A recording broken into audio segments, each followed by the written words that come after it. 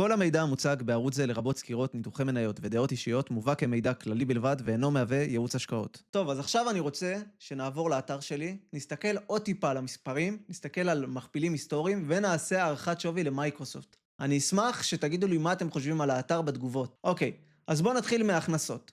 אפשר לראות, בואו נעבור לרבעוני, ואפשר לראות בעצם שהכנסות שיא של 82.9 מיליארד דולר. עם צמיחה של 18.3. יפה מאוד. בואו נסתכל עכשיו על הפרופיט מרג'ין. אפשר לראות שלמייקרוסופט יש פרופיט מרג'ין, אחד הגדולים שיש היום בשוק, עם פרופיט מרג'ין של 67.6%. זה בערך בממוצע 10 שנתי שלה. ובהסתכלות של 5 שנים, זה מתחת לממוצע, אבל לא בהרבה. בואו נתקדם. בואו נסתכל על הרווח הנקי. בעצם אפשר לראות שיש לה מרג'ין, נט פרופיט מרג'ין של 38.3%. זה מטורף. אין הרבה חברות שיודעות לתת את זה. אפשר לראות בעצם שזה כמעט רבעון C. חוץ מרבעון קודם זה רבעון C. טוב, אני רוצה שנסתכל כרגע על הגרף הזה. אפשר לראות בגרף הזה מספר דברים מאוד מעניינים. אפשר לראות איך ה-Operating Cash Flow הולך וצומח בצורה מאוד מאוד יפה. אני מאוד אוהב את זה. אבל איתו גם ה-CAPEX הולך וצומח. בואו נסתכל שנייה על המרג'ינים. אפשר לראות שהמרג'ין של ה-Operating Cash Flow הוא 56.3 ושל ה-CAPEX הוא 37. זה הרבה מאוד. בואו נסתכל על ה-Growth. אפשר לראות שיש לנו פה ירידה ב-Free Cash Flow וצמיחה של 60% ב-Operating Cash Flow, אבל צמיחה של כמעט 90% ב-CAPEX. אתם מבינים? ה-CAPEX צומח יותר מהר מה-Operating Cash Flow. זה משהו שחשוב לשים לב אליו. בואו נעבור למכפילים. אני רוצה שנסתכל קודם כל על המכפיל רווח של מייקרוסופט. אפשר לראות שהמכפיל רווח של מייקרוסופט בהסתכלות של 10 שנים נמצא מתחת לממוצע, ולא רק שהוא מתחת לממוצע, הוא מתחת אפילו לסטנדרט דוויאשן שלם. זה אומר שביחס לעצמה בהסתכלות של 10 שנים היא מאוד זולה. בואו נלך ל5 שנים, ב5 שנים אפילו עוד יותר. בעצם יש לה מכפיל רווח של 24.5. ולמייקרוסופט עם ממוצע של 31.5 של המכפיל רווח, זה נחשב די זול. אבל בואו נסתכל על המכפיל רווח שאני אוהב הכי הרבה. המכפיל רווח עתידי. למה? כי הוא מסתכל על הכנסות עם צמיחה עתידית ולא על העבר. אפשר לראות שהוא 21.9, שזה מתחת לממוצע בהסתכלות של 10 שנים, ובהסתכלות של 5 שנים הוא אפילו מתחת לסטנדרט דוויאשן. זה אומר שביחס לעצמה היא נחשבת כרגע מאוד מאוד זולה. אני רוצה שנייה שנסתכל על הסאבטאב הזה, ויז'ואל. אתם יכולים ללכת לרבעוני ולבחור 2026, את הרבעון האחרון, ואתם יכולים לראות פה שיש למייקרוסופט Non-Operating Income של 1.7. זה משהו שאתם צריכים להבין. אתם תראו ערך ברווח הנקי בצורה מסוימת, אבל אתם יכולים להבין שחלקו בכלל מגיע מריבית, או מכל מיני חברות שהיא מחזיקה שעלו בשווי שלה. אפשר בנוסף לראות כמה מיסים היא שילמה, ואפשר לראות שהיא חילקה בייבק של 4.6 מיליארד, ודיבידנד של 6.7.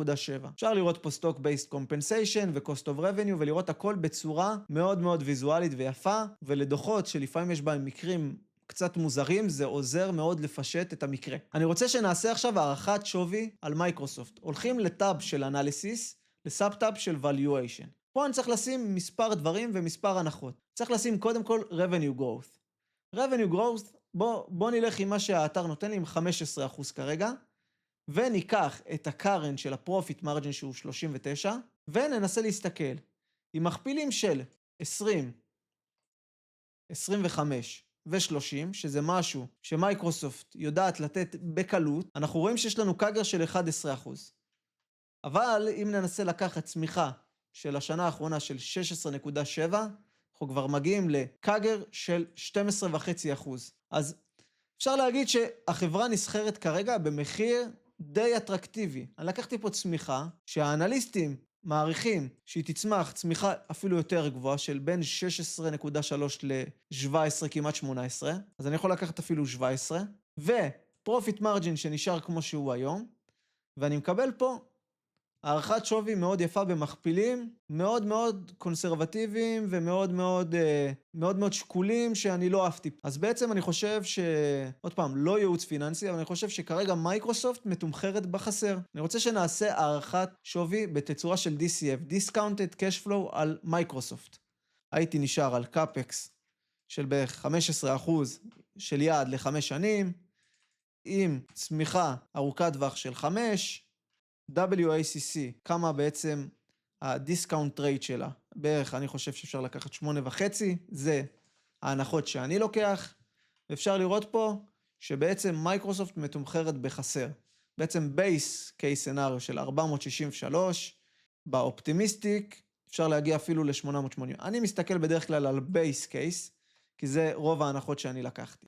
אני רוצה שנייה שנסתכל קצת על הגרף של מייקרוסופט, לא בשביל לעשות לו ניתוח טכני, אלא בשביל לראות שאנחנו בעצם נמצאים בירידות כבר מאוקטובר 25. עכשיו, משהו שאני מאוד מאוד אוהב, זה לראות חברה שיורדת במחיר, אבל העסק ממשיך לצמוח ולהיות מאוד מאוד חזק. זאת אומרת, הוואליואציה קטנה.